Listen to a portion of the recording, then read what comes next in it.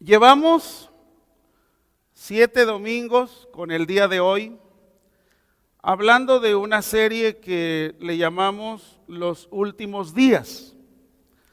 Hablamos acerca de la gran ramera, hablamos de que Jesús no es religión, hablamos acerca de cómo Jesús en su palabra establece un modelo de vida.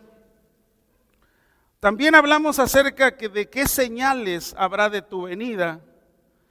Y el domingo anterior hablamos acerca de cómo en los días de Noé. El día de hoy quiero cerrar esta serie con un tema que no lo podríamos dejar pasar. Y tiene que ver con el anticristo. Así que vamos a aprender en esta mañana, en este último tema de la serie, Los Últimos Días, el anticristo. Ahora, cuando hablamos de esto, es necesario ver qué dice la Escritura. Algunos han pensado que el anticristo, pues es el Papa de Roma. Algunos incluso dijeron que si iba a ser un hombre de color, que posiblemente sería el anticristo. Es decir, que cuando no se tiene un contexto bíblico, es muy fácil enredarnos en lo que oímos, en lo que por ahí nos dijeron o en lo que por ahí sale publicado. Entonces vamos a ver en este día este tema y quiero que juntos lo veamos y vamos a aprender de él. Cuando hablamos de este tema que es el anticristo, tenemos que ver en primer lugar que cuando la Biblia habla de un anti, está hablando en contra de. O sea, cuando la palabra la encontramos con un anti y luego la palabra Cristo, ese anti significa que siempre va a estar en contra de. ¿Y en contra de qué está? En contra de Cristo. Esa es la connotación más importante de lo que tenemos que estudiar. Ahora, Pablo dice de varios anticristos que han surgido, dice el Señor, así lo menciona en la palabra.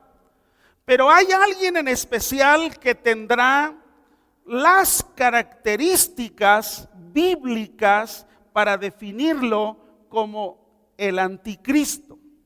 Vamos a ver en esta mañana este tema y vamos a escudriñarlo juntos.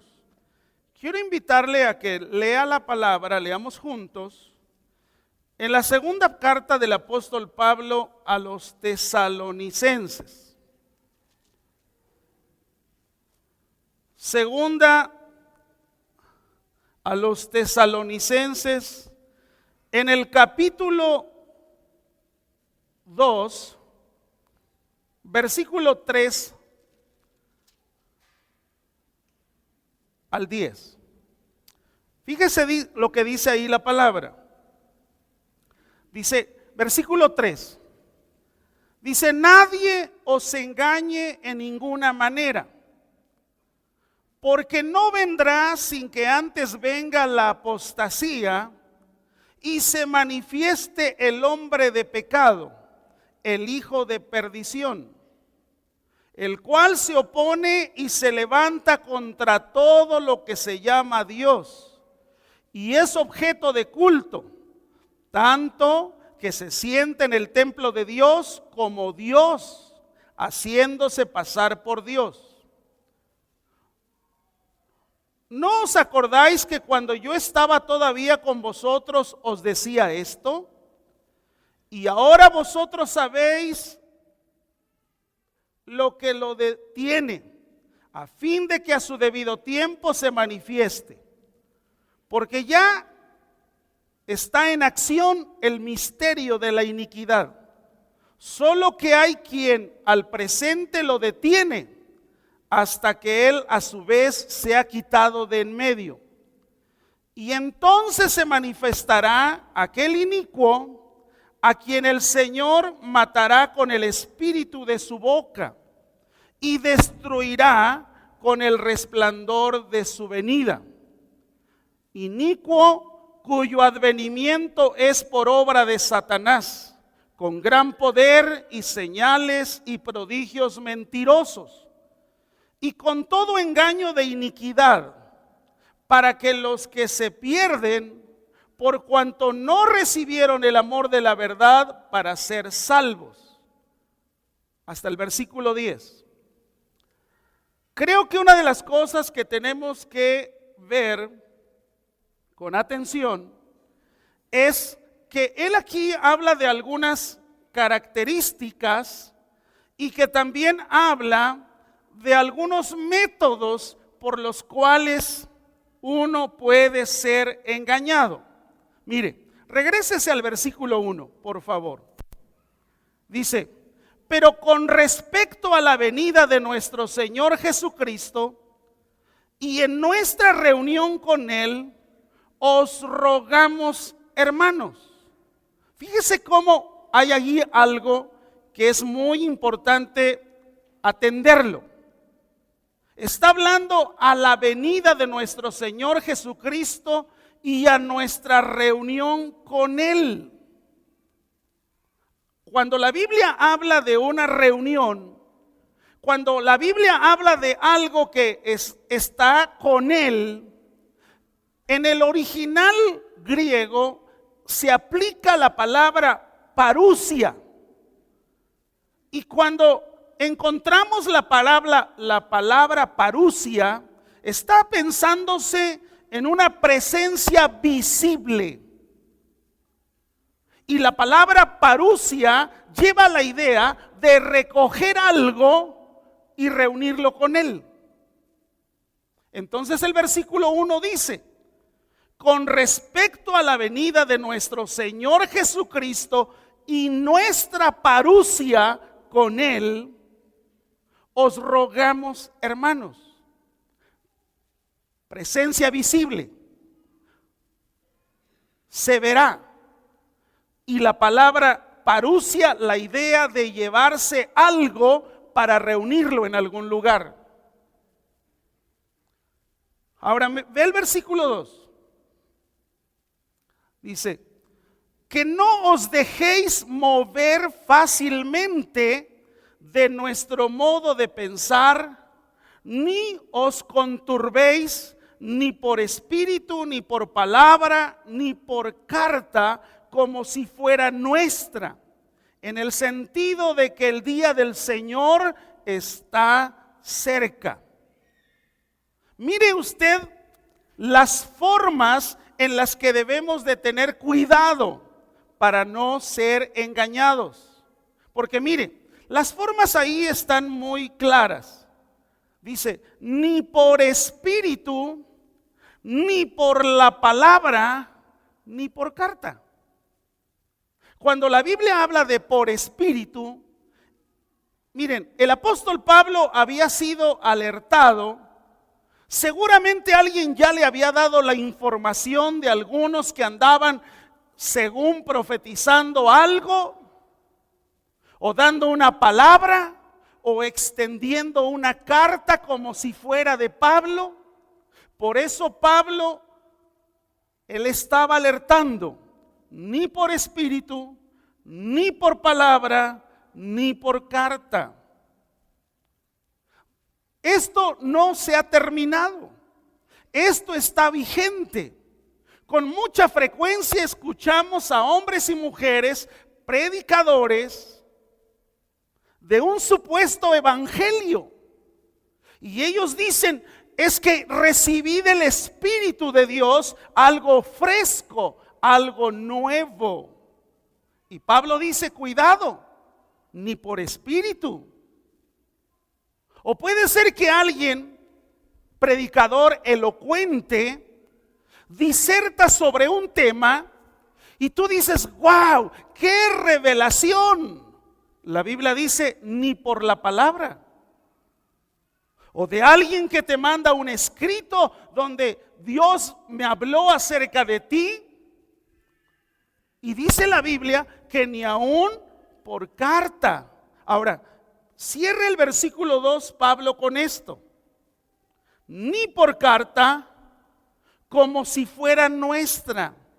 Es decir, que algunos estaban usando desde aquellos días las mismas cartas de Pablo, que hoy podríamos aún usar la misma palabra para torcerla, para hablar de cosas que no tiene que ver con el antecedente bíblico.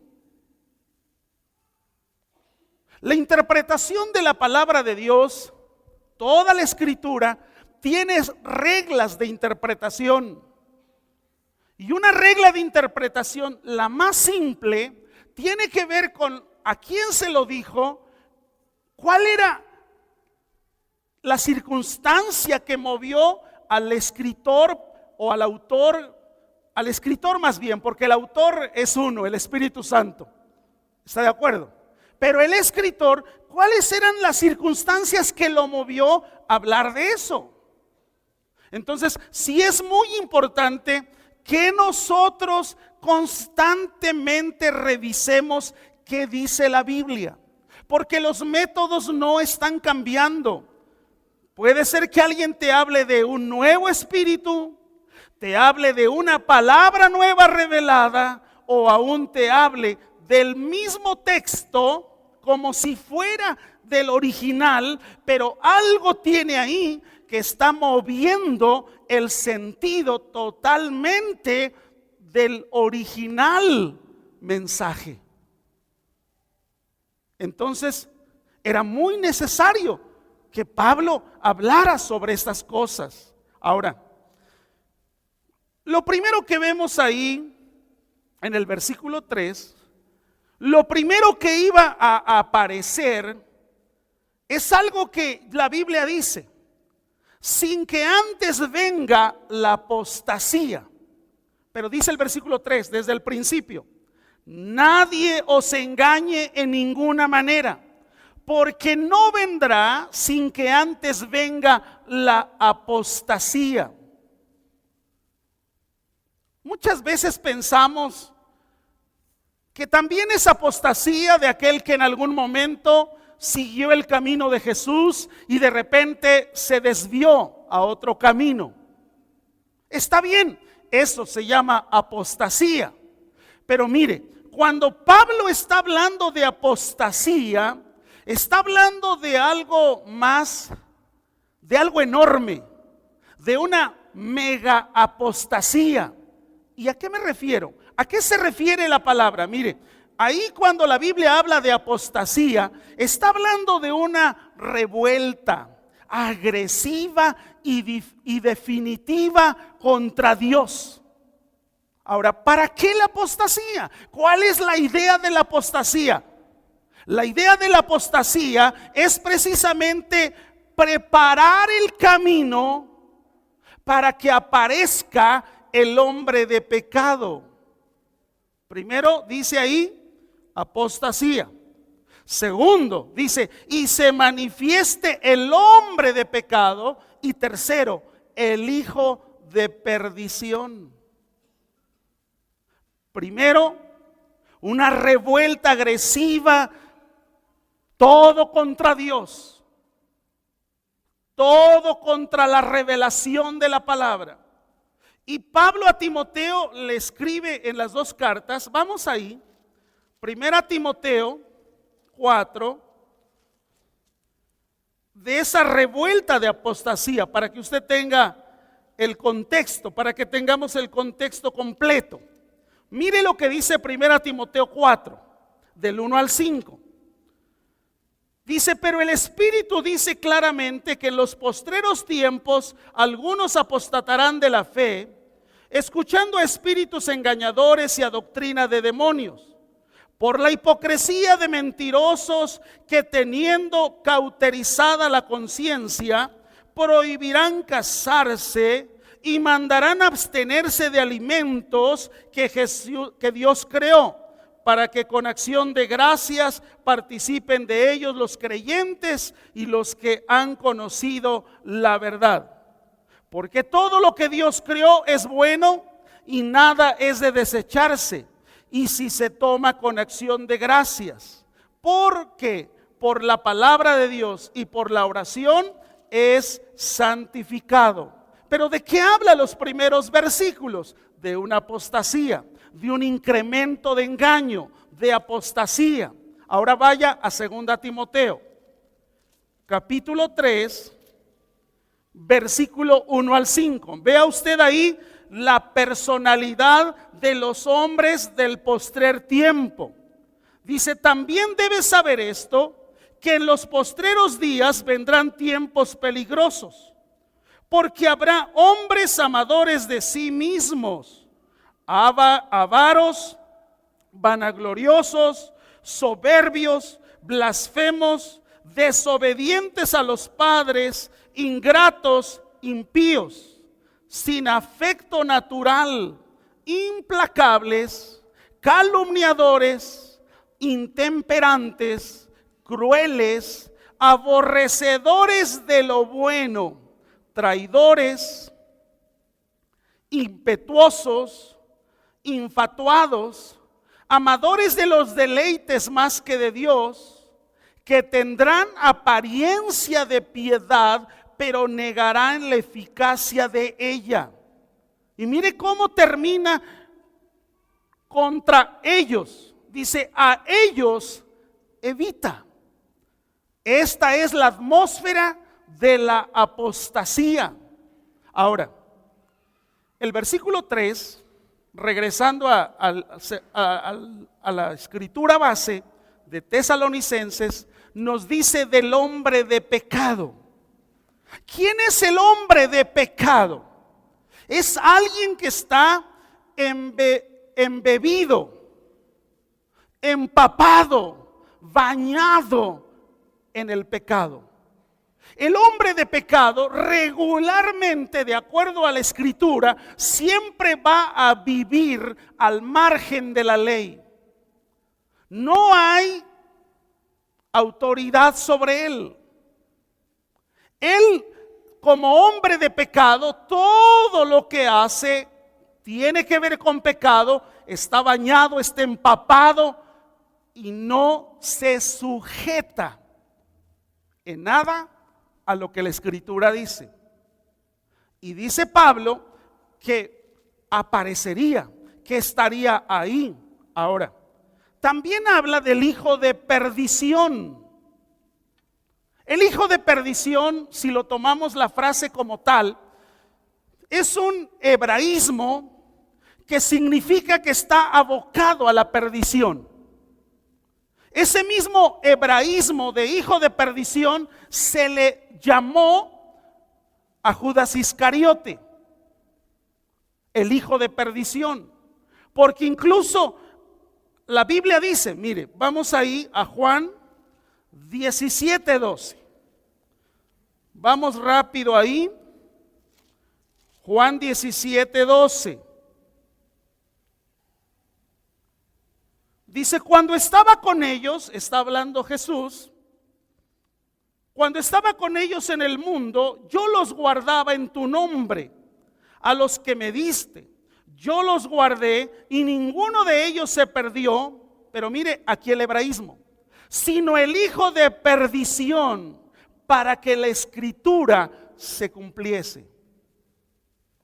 Cuando Pablo le dice a los tesalonicenses, el hombre de pecado, el hijo de perdición, está hablando de alguien que su único fin es ese, ser hijo de perdición.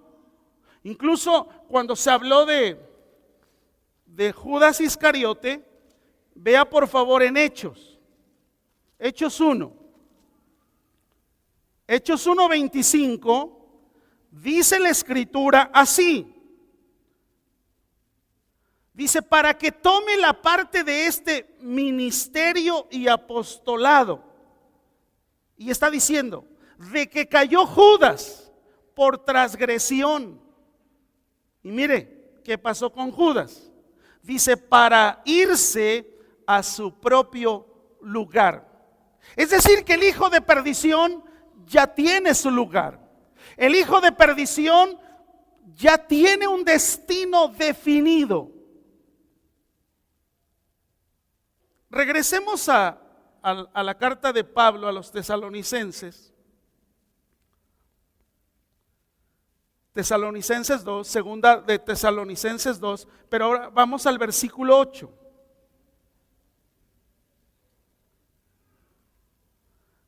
El hijo de perdición, el hombre de pecado, y mire lo que dice el versículo 8.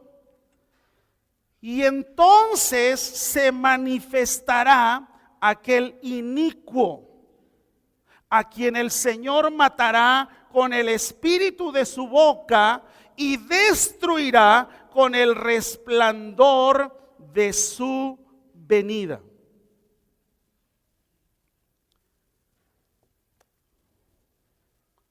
Algunos han pensado que el anticristo tiene que ver con un sistema, el sistema del mundo. Pero yo quiero decirles que no es así. La escritura, de acuerdo a lo que acabamos de mencionar, es una persona que respira, que tiene cuerpo y que ya tiene una personalidad.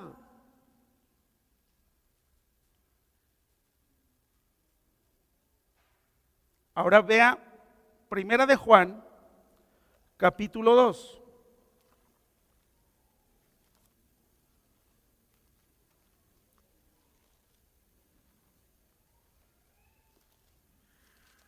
Primera de Juan, capítulo 2, versículo 18 y 19. Dice la escritura así: hijitos, ya es el último tiempo,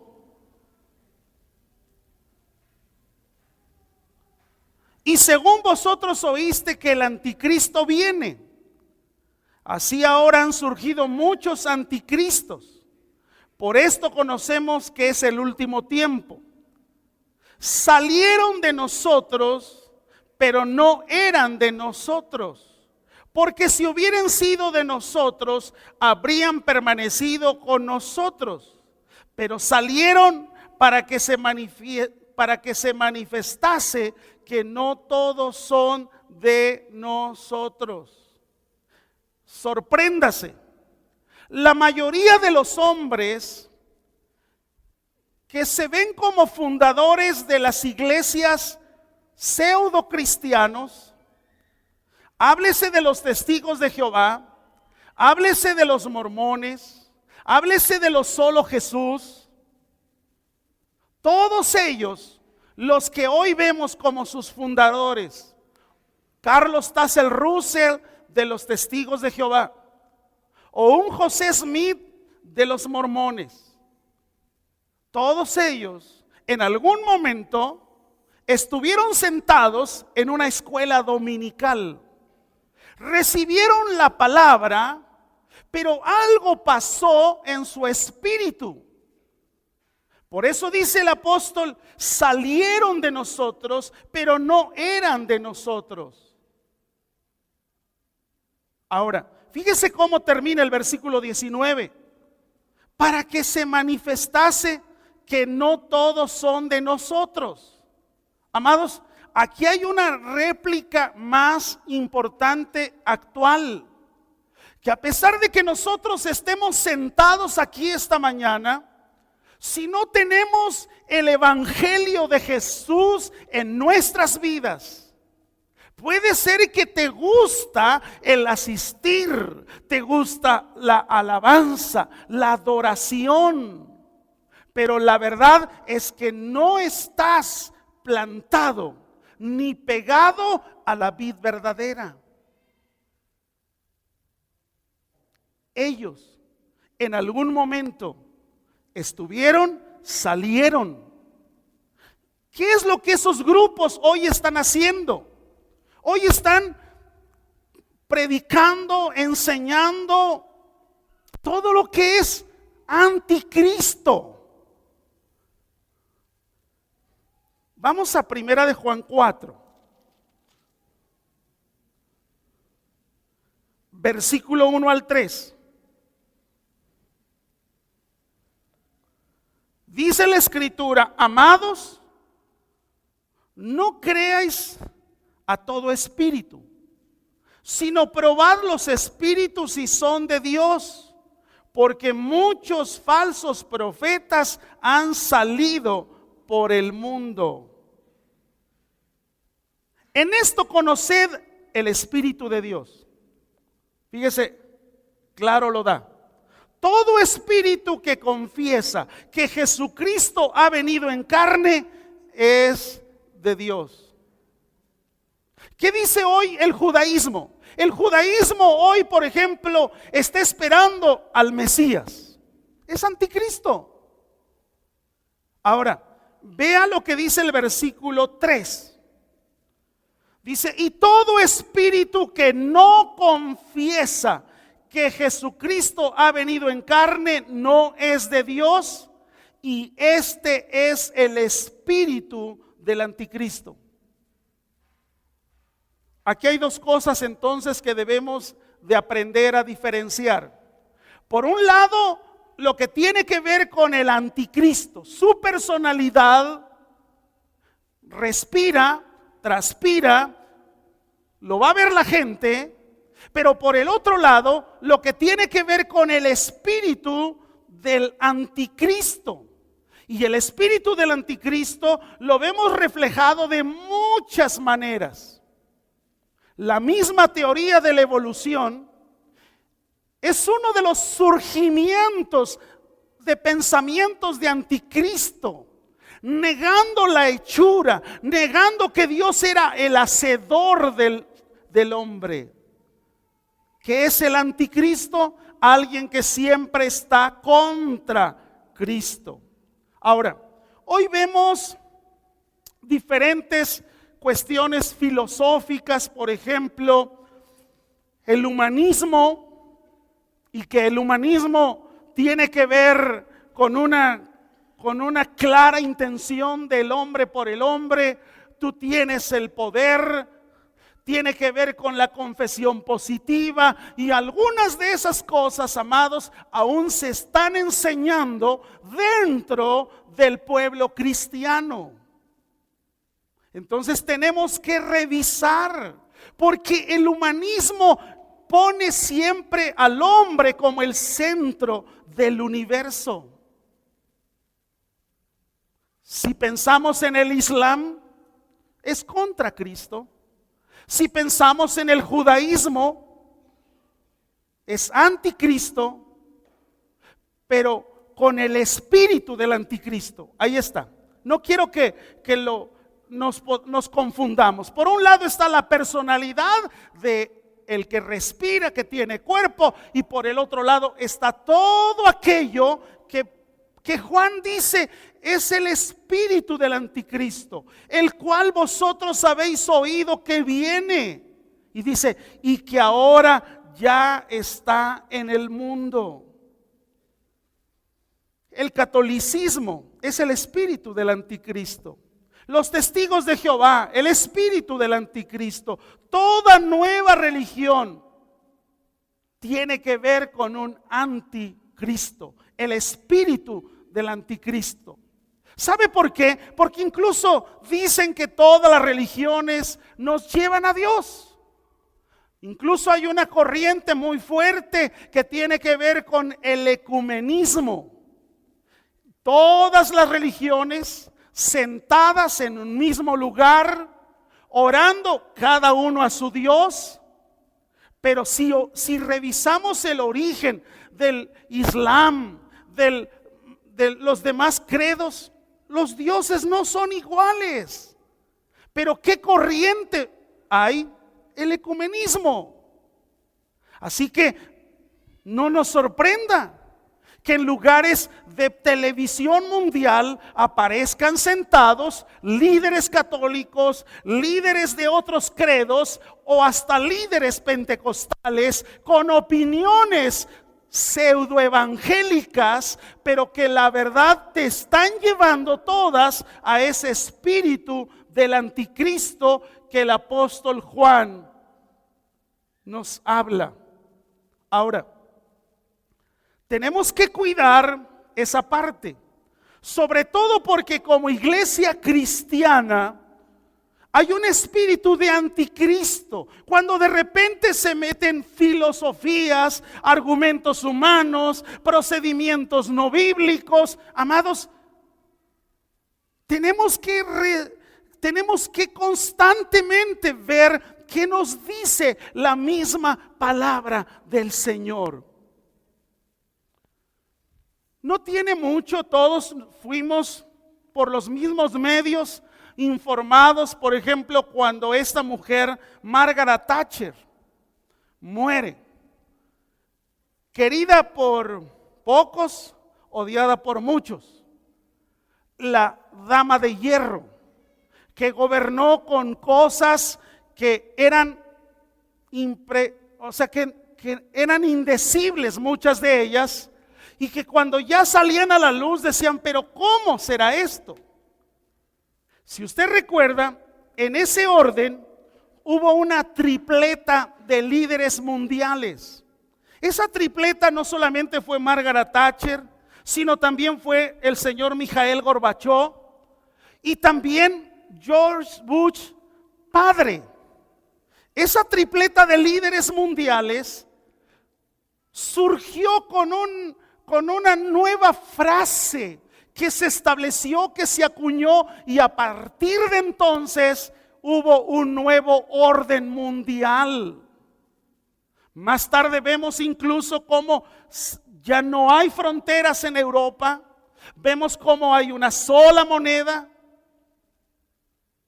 ¿De qué estaba hablando? Del nuevo orden mundial.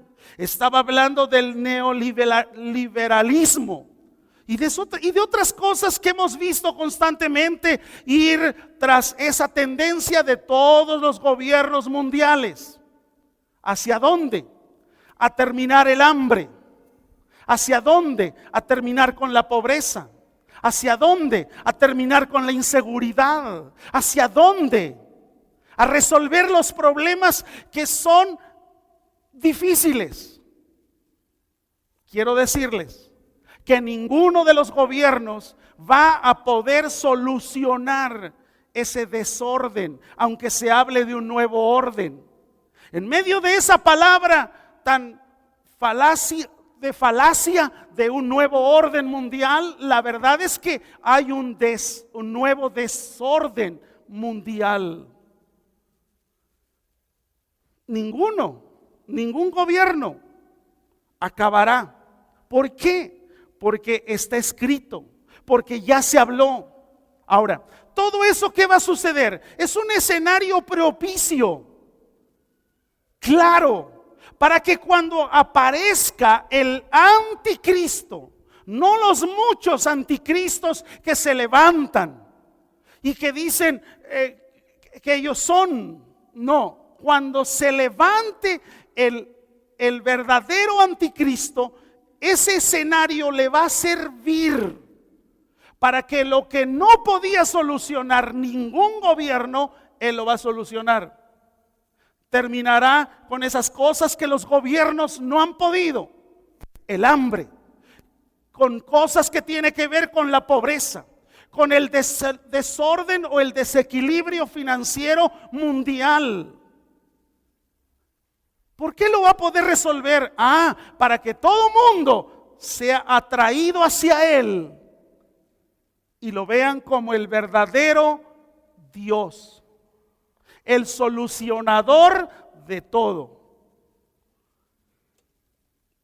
Desafortunadamente, vemos, por ejemplo, principios ¿qué le diría? Tan básicos, hablando por ejemplo de la psicología.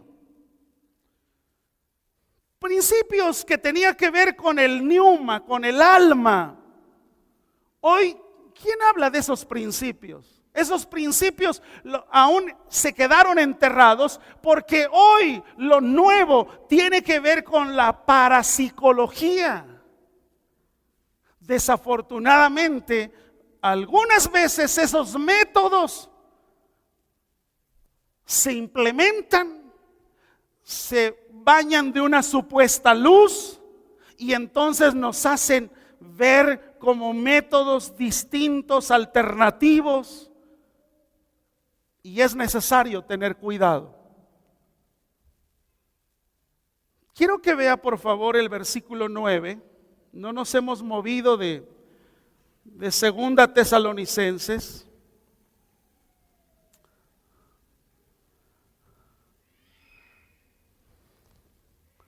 Dice ahí, inicuo, está hablando del mismo hombre sin ley, del que yo les decía hace un momento. Es el mismo. Y mire, fíjese lo que dice, cuyo advenimiento es por obra de Satanás. ¿Ve usted quién le va a abrir la puerta? ¿Ve usted quién le va a decir, es tu turno? Es por obra de Satanás. Ahora, vea cosas ahí que son muy importantes. Número 1, con gran poder. Número 2, y señales. Y número 3, prodigios. ¿Qué? Mentirosos. ¿Sabe de qué está hablando esto? De las manifestaciones que él tendrá. Si habla del inicuo, está hablando del hombre sin ley. Pero dice que su advenimiento va a ser con gran poder.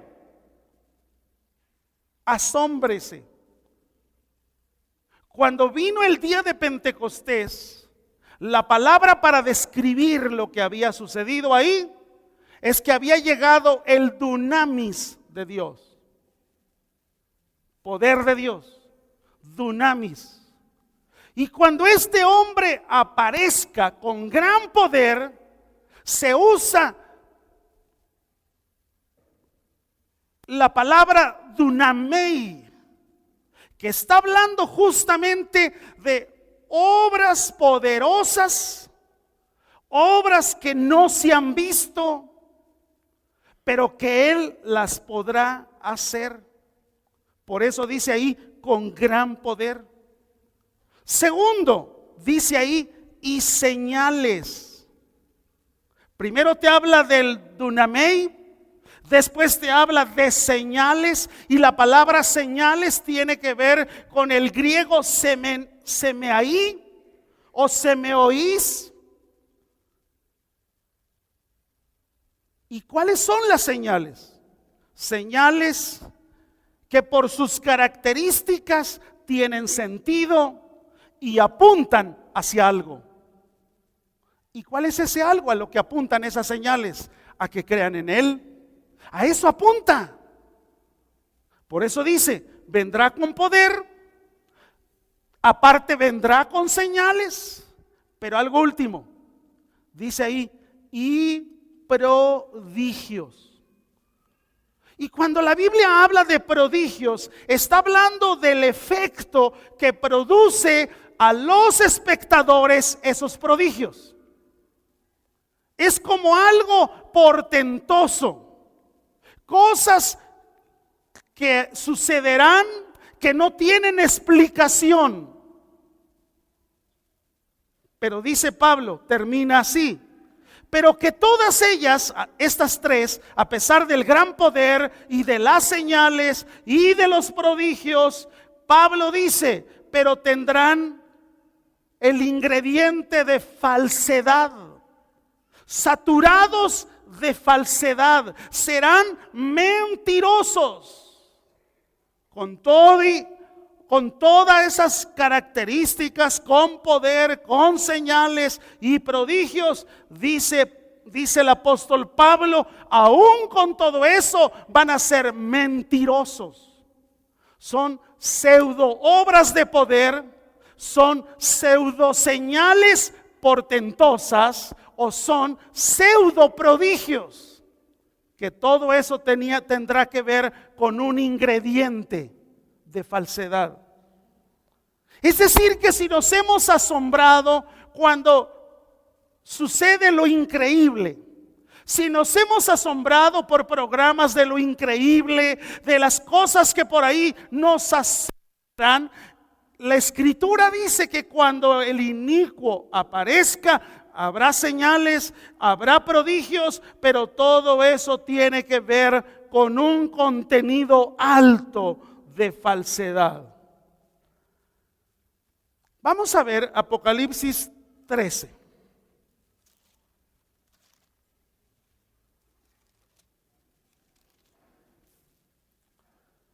Versículo 11 al 14.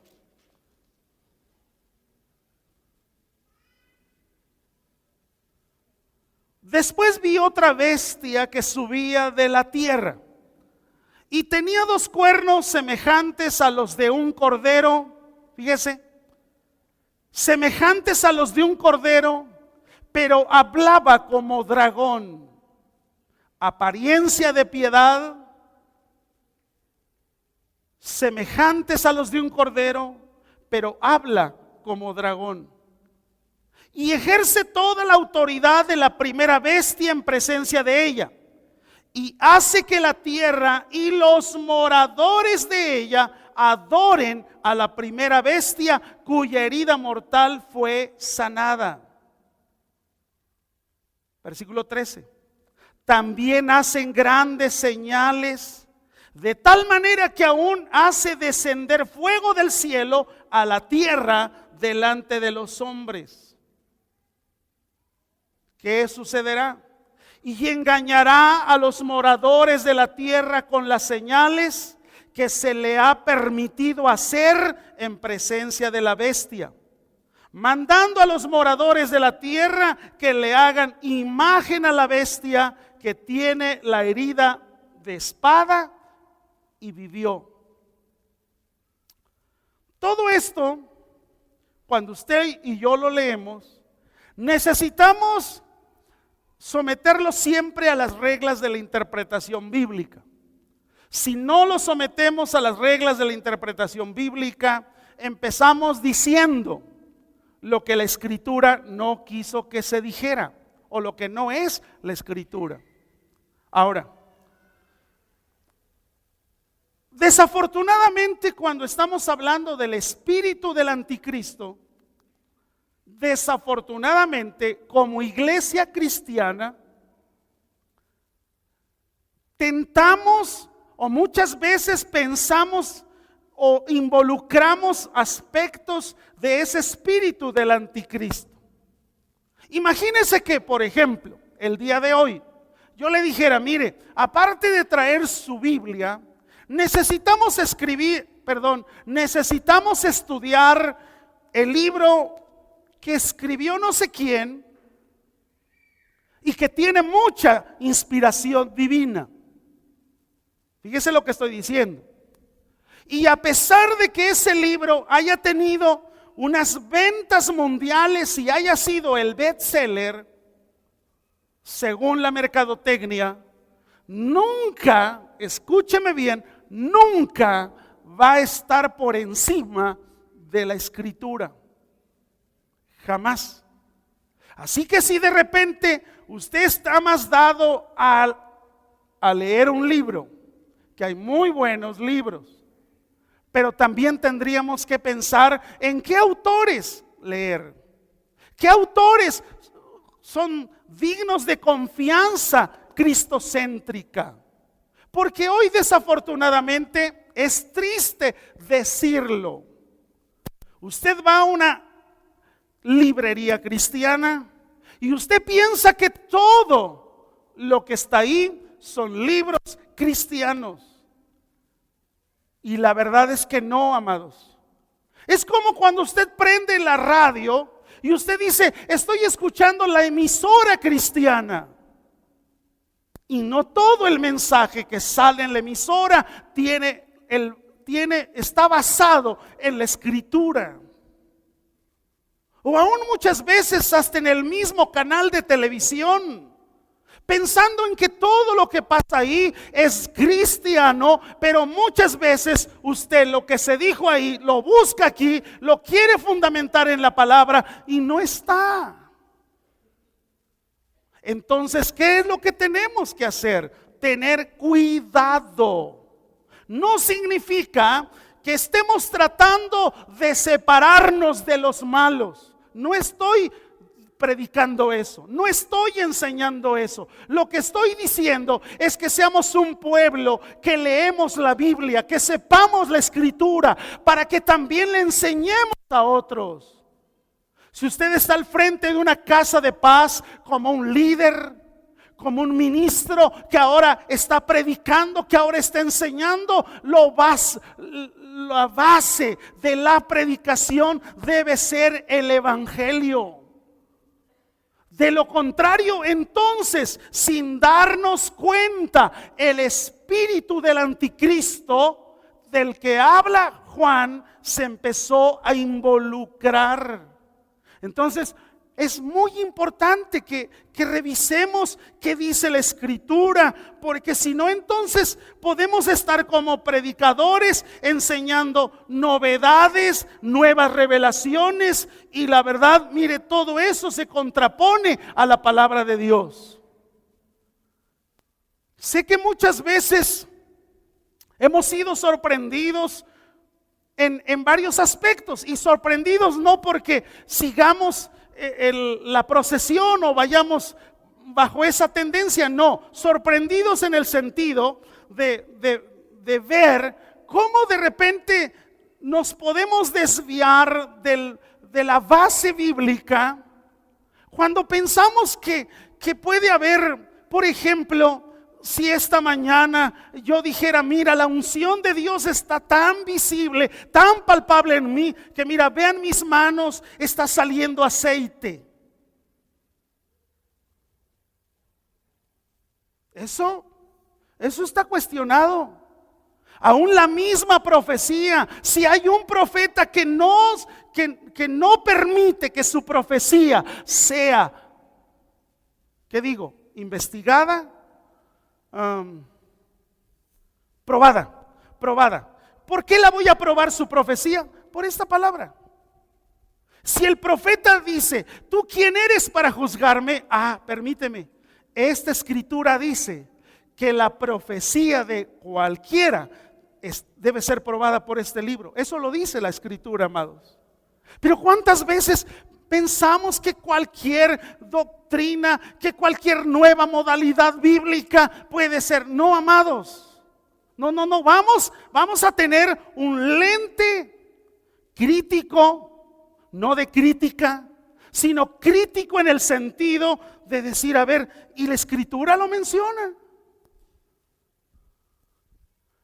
¿Por qué tenemos que tener cuidado? Porque si yo te vendo la idea de que el ungido le sale aceite, capaz que la siguiente semana vienes con tu botellita a ver si cae un par de gotas.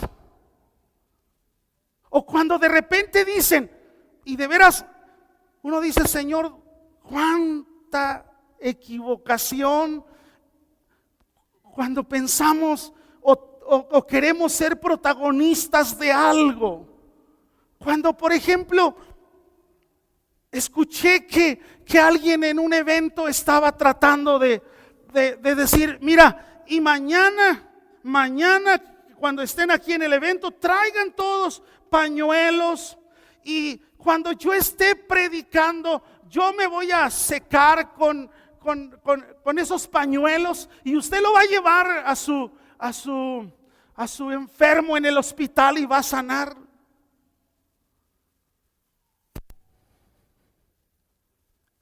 Hay mucho riesgo.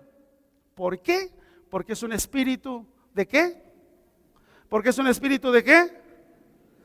Más fuerte, por favor. Es decir, que por un lado está el anticristo. Come, bebe, viste, calza, respira, transpira, ahí lo dice. Pero por el otro lado, de aquí a que aparece ese cuate, hay un espíritu de anticristo al que debemos de tener atención, cuidado siempre. Amén. Pues aunque no diga amén, así está el tema. Quiero que vaya a Daniel 7. Me voy a ir más a prisa porque sí quiero ya cerrar este tema, porque vamos a entrar con otra serie que hemos estado pidiendo dirección de Dios, amados, aún para seguir compartiendo. Vamos a ver Daniel 7. Vamos ahí. En Daniel 7, yo creo que me voy a ir así, solamente viendo algunos detalles, pero lo voy a explicar. Ezequiel, Daniel, ya llegamos, estamos ahí. Mire, en Daniel 7, leemos la visión de Daniel de las 4 bestias. No voy a detenerme en cuál es una y cuál es otra. Pero mire, las 4 bestias representan reinos que jugaron un papel muy importante en el plan profético de Dios. Pero ve el versículo 7 y 8. Es la 4ª bestia. Y es de lo que estamos hablando. Dice: después de esto miraba yo en las visiones de la noche, y he aquí que la 4ª bestia, espantosa y terrible, y en gran manera fuerte, la cual tenía unos dientes grandes de hierro, devoraba y desmenuzaba, y las obras hollaba con sus pies. Y era muy diferente de todas las bestias que vi antes de ella, y tenía 10 cuernos. Mientras yo contemplaba los cuernos, he aquí que otro cuerno pequeño salía entre ellos, y delante de él fueron arrancados 3 cuernos de los primeros. Y he aquí que este cuerno tenía ojos como de hombre y una boca que hablaba grandes cosas. Mire cómo el cuerno pequeño desarraiga los otros cuernos. Este cuerno pequeño muy a menudo es identificado como el anticristo. Ahora ve el versículo 25. Y hablará palabras contra el Altísimo, y a los santos del Altísimo quebrantará, y pensará en cambiar los tiempos y la ley, y serán entregados en su mano hasta tiempo y tiempos y medio tiempo. Vea lo que dice el versículo 25. Palabras contra el Altísimo, y a los santos del Altísimo quebrantará, y pensará en cambiar los tiempos y la ley, y serán entregados en su mano hasta tiempo, tiempos y medio tiempo. ¿De qué habla eso? 3 años y medio. ¿De qué habla eso? De la mitad de la tribulación.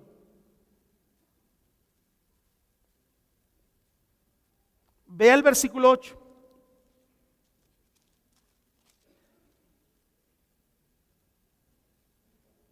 Capítulo 8, vámonos ahí, 23 al 25. Y al fin del reinado de estos, cuando los transgresores lleguen al colmo, se levantará un rey altivo de rostro y entendido en enigmas. Mire qué inteligente. Y su poder se fortalecerá, mas no con fuerza propia. Y causará grandes ruinas y prosperará, y hará arbitrariamente, y destruirá a los fuertes y al pueblo de los santos. La visión en el capítulo 8 del carnero y del macho cabrío identifica a un rey que se levantará en los últimos días. Y dice ahí, destruirá a mucha gente y se levantará contra Dios. Capítulo 9, versículo 27 de Daniel.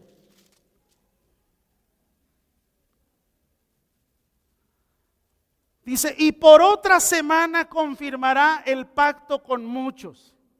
A la mitad de la semana hará cesar el sacrificio y la ofrenda. Después, con la muchedumbre de las abominaciones, vendrá el desolador hasta que venga la consumación y lo que está determinado se derrame sobre el desolador. El príncipe que va a venir, que dice la Escritura, hará un pacto de 7 años con mucha gente y luego va a traer la desolación. ¿Quién será el anticristo? Nadie lo sabe con seguridad. Se han dado muchas teorías, incluida la posibilidad de que quizás él será un árabe. Pero yo quiero decirles que independientemente de eso, la Escritura nos da indicios claros de cuál es la personalidad de ese anticristo. Quiero que vaya por favor a Génesis 49.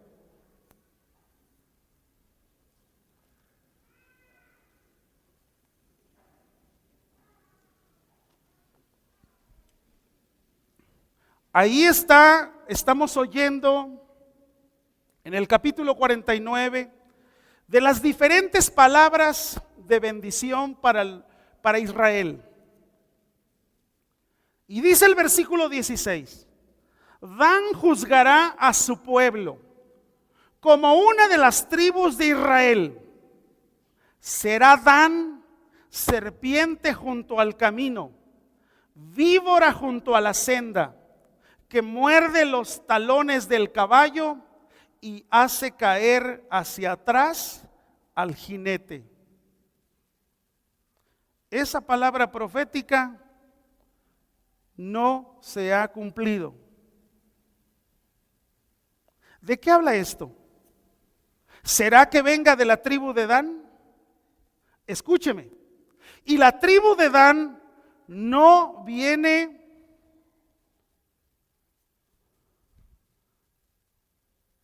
de Isaac, viene de Ismael.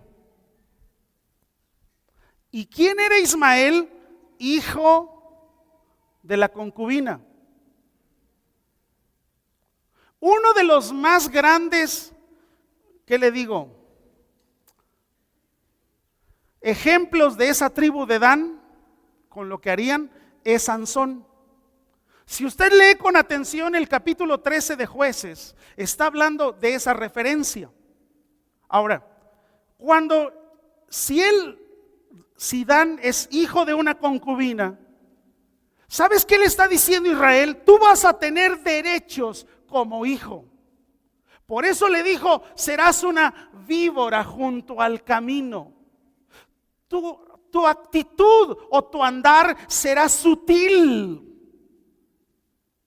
Y uno de esos más importantes personajes de esa tribu es Sansón, hasta ahora. Pero Israel a esta tribu de Dan lo está tomando en cuenta para que tuviera parte de la tierra prometida. Yo no sé si Israel, desde el momento en que estaba hablando con su hijo, desde que lo estaba bendiciendo, yo no sé si Israel se asustó de decir lo que estaba diciendo, porque mira lo que dice el versículo 18. Tu salvación esperé, oh Jehová. Como que el versículo 18 te habla así como de un punto y aparte, como que tomó respiración para decir lo que iba a decir en el versículo 18. Quizás Israel se asombró cuando él estaba diciendo esto. Así que si pensamos en que es árabe, puede ser que venga del mundo del Islam, del mundo musulmán, que la mayoría de ellos son árabes.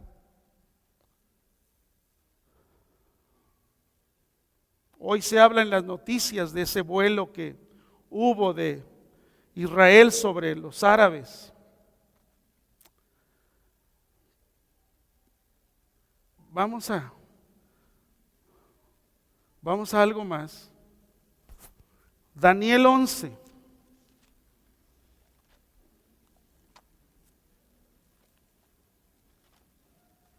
$37.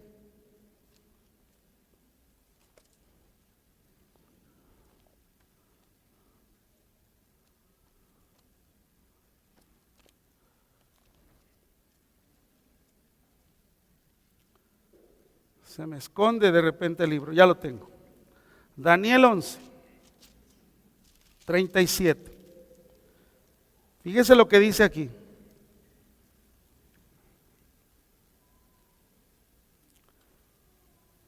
Del Dios de sus padres no hará caso. Acuérdese que es anticristo.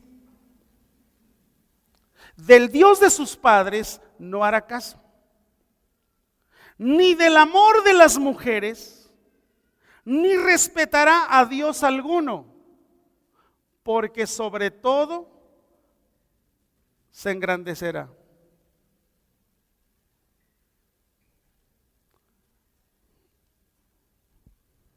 La tendencia, el auge por todo el mundo tiene que ver con cuestiones de homosexualidad o de lesbianismo. Hoy es muy frecuente que usted llegue a una fila donde están esperando para que le asignen una mesa para comer, y es muy frecuente que usted tenga que estar delante o detrás de dos jovencitas, mujeres, o de dos hombres tomados de la mano, porque van a pasar a comer como pareja. Y los vemos sentados en los principales parques, exhibiéndose, sin más ni más. Y hoy como que hay una carrera desenfrenada de los gobiernos de todo el mundo para autorizar los matrimonios lésbicos, para autorizar los matrimonios homosexuales, para que incluso se les dé derecho a que ellos puedan, según ellos, educar hijos y que sean una familia. ¿Hacia dónde está la tendencia? ¿Sabe cuál es la tendencia? A que justamente el panorama, cuando ese hombre aparezca, sea uno más. Regrese su vista. 37. Del Dios de sus padres no hará caso, ni del amor de las mujeres. Un homosexual ni respetará a Dios alguno, porque sobre todo se engrandecerá. No hará caso del linaje de sus padres. Oye, hijo, pero es que nosotros tuvimos como Dios a Abraham, a Isaac, a Jacob. No me interesa.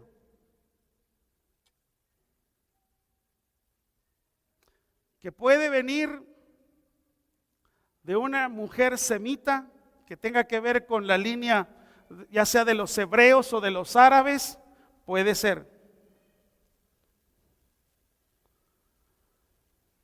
Hay una cognición femenina de su carácter, de lo que el delicado que va a ser, de lo suave. Por eso Pablo más tarde dice incluso que Él deja claramente y dice: ni los adúlteros, ni los afeminados heredarán el reino de los cielos. ¿Qué es lo que necesitamos aprender de todo esto? Solamente tener conocimiento y decir: wow, que no es ni para sorprenderlo, porque ya está escrito ahí. Yo creo que en todo esto el tema tiene que ver,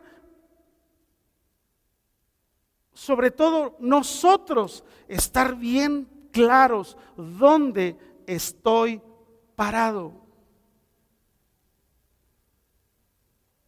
¿Qué es lo que realmente persigo? Primera de Juan 4, estoy casi terminando.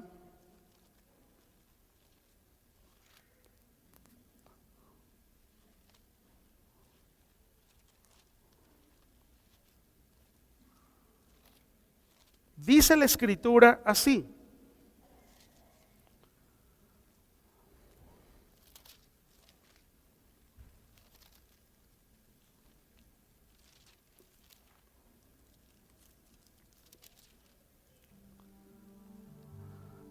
amados, versículo 1, no creáis a todo espíritu, sino probar los espíritus si son de Dios, porque muchos falsos profetas han salido por el mundo. En esto conoced el Espíritu de Dios. Todo espíritu que confiesa que Jesucristo ha venido en carne es de Dios. Y todo espíritu que no confiesa que Jesucristo ha venido en carne no es de Dios. Y este es el espíritu del anticristo, el cual vosotros habéis oído que viene y que ahora ya está. ¿En dónde? Versículo 4, todos unidos. Hijitos, vosotros sois de Dios y lo habéis vencido, porque mayor es el que está en vosotros.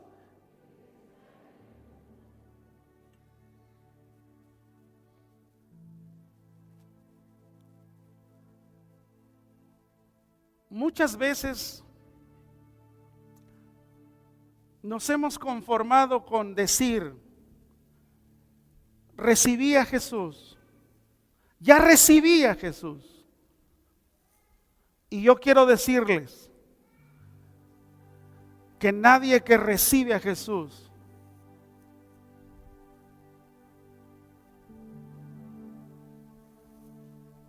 tiene asegurado o está escrito en el libro de la vida que tiene que venir el nuevo nacimiento. Y mire, no es nuevo, quiero mostrárselo en el Antiguo Testamento. Ezequiel 36. Mire el nuevo nacimiento. Ezequiel 36.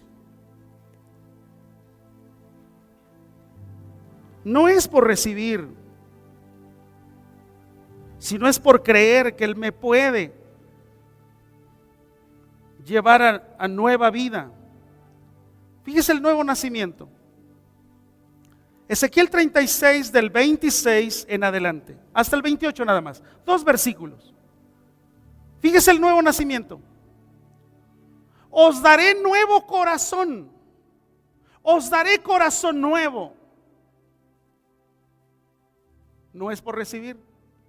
Y pondré espíritu nuevo dentro de vosotros. Y quitaré de vuestra carne el corazón de piedra y os daré un corazón de carne. Ese es el nuevo nacimiento. Y pondré dentro de vosotros mi espíritu y haré que andéis en mis estatutos y guardéis mis preceptos y los pongáis por obra. No todo el que me dice Señor, Señor. Versículo 28. Habitaréis en la tierra que di a vuestros padres y vosotros me seréis por pueblo y yo seré a vosotros por Dios.